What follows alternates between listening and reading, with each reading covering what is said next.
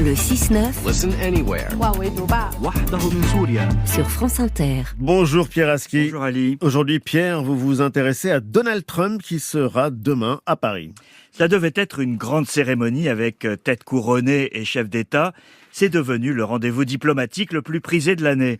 La réouverture de la cathédrale Notre-Dame de Paris, demain, a changé de nature avec l'annonce de la venue de Donald Trump qui a électrisé les milieux diplomatiques. Donald Trump n'est évidemment pas encore président des États-Unis. Il lui faudra attendre le 20 janvier pour ça.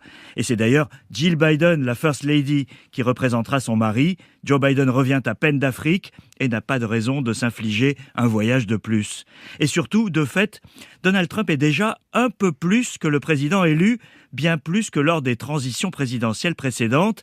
Et c'est ce qui rend ce voyage à Paris, le premier à l'étranger depuis son élection il y a un mois, tout à fait exceptionnel. Son retour à la Maison-Blanche est redouté par beaucoup, espéré par d'autres, mais tout le monde sait que le monde sera différent après le 20 janvier.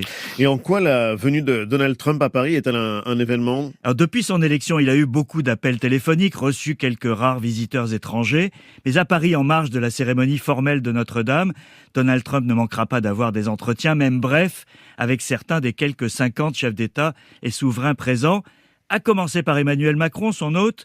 La crise politique a beau affaiblir la voix de la France, ce coup diplomatico-mondain à Notre-Dame montre que le soft power français a de beaux restes.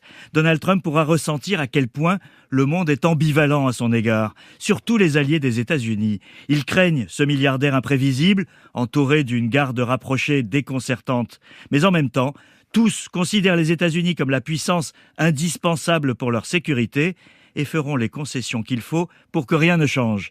Dans un monde anxiogène, c'est une assurance vie. Parmi les invités, il y a un nom qui est suggéré, sans confirmation jusqu'ici, Volodymyr Zelensky, le président ukrainien. Le véritable événement serait là. Pourquoi ce serait le véritable événement, Pierre ?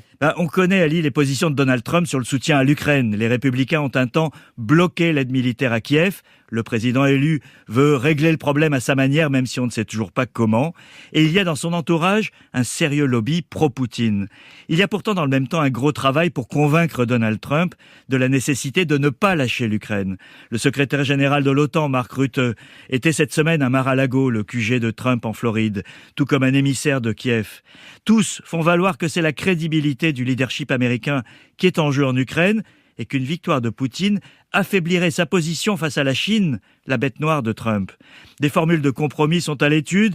Volodymyr Zelensky lui-même a lancé un ballon d'essai il y a quelques jours. Il a déjà eu Donald Trump au téléphone, mais s'il pouvait passer quelques minutes avec lui pendant la cérémonie parisienne, il peut espérer aller plus loin.